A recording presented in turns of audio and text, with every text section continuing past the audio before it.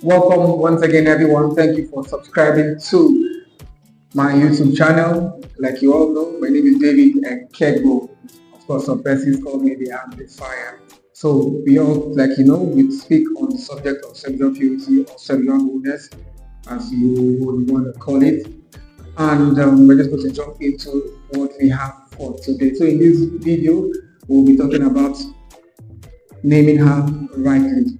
Yes, naming her rightly. So, of course, if you are aware, when we talk about the subject of sexual wholeness, we approach it from three standpoints: from psychologically, we approach it biologically, and of course, biblically. So, let's just jump right into what we have for today. So, naming her rightly. So, Genesis chapter 2, verse 19. Of course, there's a background story of God bringing the animals to Adam, and the Bible said that whatsoever he called the animal, that was their name. So Adam had the privilege of participating in God in naming, identifying God's creatures. And it's the same thing when you read down to 23, fast forward down to 23, when God made the woman and he brought him to Adam. The Bible said that Adam said that, behold, the woman, she shall be called woman, for she was taken out of me. So God gave Adam the privilege of naming what he brought to him, of course, which was the woman. So he called her woman, and he said, for she was taken out of him. Meaning that man has the privilege of naming whatsoever God, a large portion of what God has created, or the creatures of God, as it were. Man has the privilege of naming them. But in this context, we're talking about the woman. Man has the privilege of naming the woman. Someone will be saying, so how does that relate to sexual purity? The truth is that the average lady does not meet into the standard of what we would call a beautiful lady. Of course, if you're a believer, you're watching me, you will know that the average church lady does not meet up to the standard of what the society projects to us as a beautiful lady. So you have a lot of ladies struggling from depression, from inferiority complex, and what have you. And that's why God has given the privilege. I see that the privilege that God has given to every man to name the woman.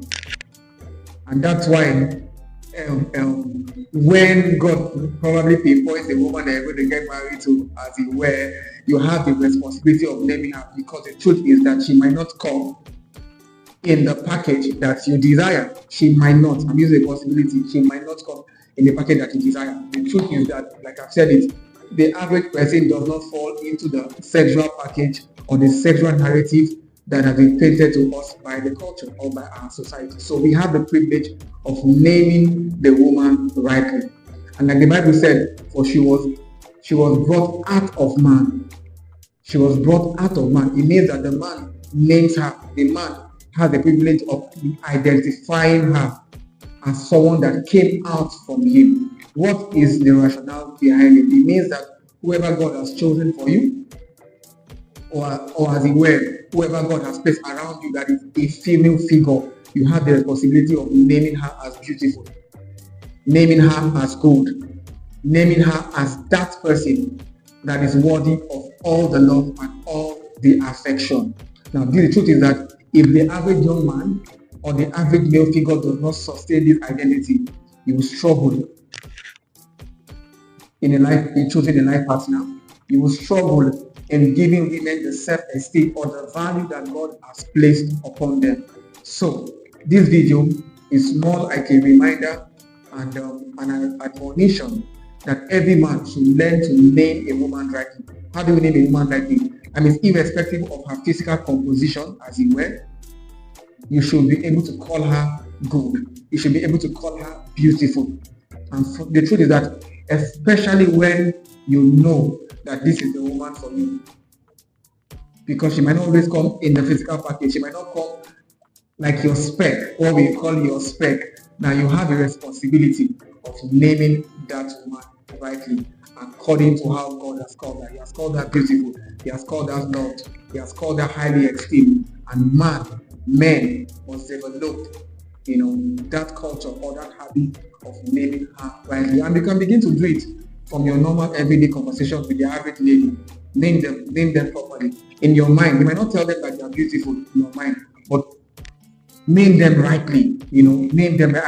I've had conversations with ladies, and sometimes I see their demeanor, and I always take it as a point of contact to want to speak well of them, and all that. So probably in my next video, I might dive a little deeper into the subject of naming her rightly. But like I said, remember, the whole idea or the essence of what we're doing is so that we can become God's bride, always on display. Like I said, we are God's bride, always on display. Thanks for watching, and I'll see you in my next video.